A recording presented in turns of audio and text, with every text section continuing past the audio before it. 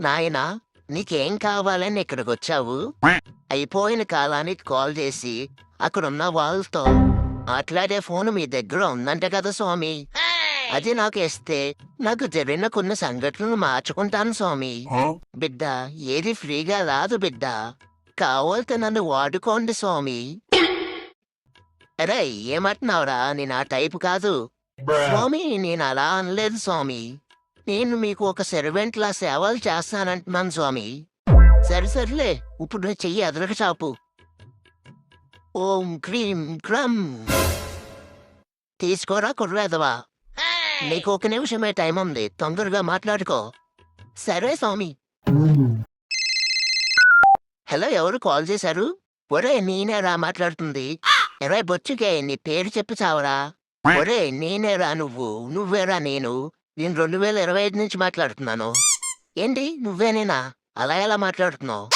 ఇది ఒక స్వామీజీ వరం రా. ఇప్పుడు అది చెప్పడానికి టైం లేదు. నీకు కొన్ని చెప్పాలి, విను. ఫస్ట్ పాయింట్, నువ్వు ఆ రాజుగారితో ఇంకా స్నేహం చెయ్యకు. అలా చేయకుండా ఉంటాను. వాడు నా బెస్ట్ ఫ్రెండ్ తెలుసురా. అడు నువ్వు వెళ్ళి ఆ కాంతమ్మ హోటల్లో బజ్జీలు తింటారు కదా. అవును, కాంతమ్మ చట్నీ సూపర్ ఉంటది అక్కడ. నువ్వు ఆ రాజుగారి స్నేహం కట్ చేయకపోతే ఫ్యూచర్లో కాంతమ్మ హోటల్ పక్కన నువ్వు పాన్ షాప్ పెట్టుకోవాల్సి వస్తుంది. ఏం మాట్లాడుతున్నావురా? అసలు నువ్వెట్లా చెప్తున్నావు? ఎందుకంటే నేను ఇప్పుడు అదే బిజినెస్ చేస్తున్నాను. అన్నీ పోగా 400 మిగులుతుంది నాకు. ఏమంటున్నావురా బాబు? అర్జెంటుగా నువ్వు రమ్యకి ప్రపోజ్ చేయి. వెళ్ళే నేను జానుని లవ్ చేస్తున్నా. ఆ విషయం తెలుసురా నాకు.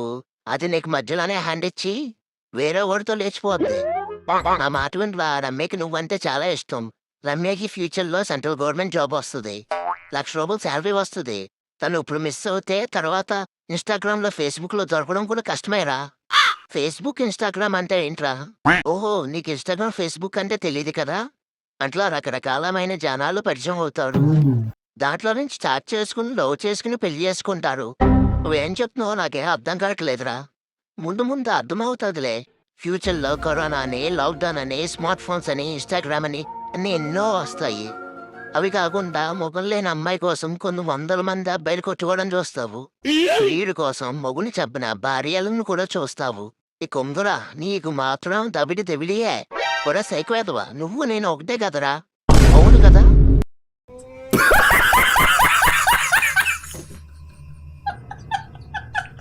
ఈ నా వీడియో నచ్చినట్లయితే ఒక లైక్ కొట్టండి. మీరిచ్చే ఒక లైక్ నాకు మరెన్నో వీడియోస్ చేయడానికి సపోర్ట్గా ఉంటుంది. అలాగే సబ్స్క్రైబ్ చేసుకోలేని వాళ్ళు సబ్స్క్రైబ్ చేసుకుని బెల్ బటన్ ఆన్లో పెట్టుకోండి. Thank you for watching this video.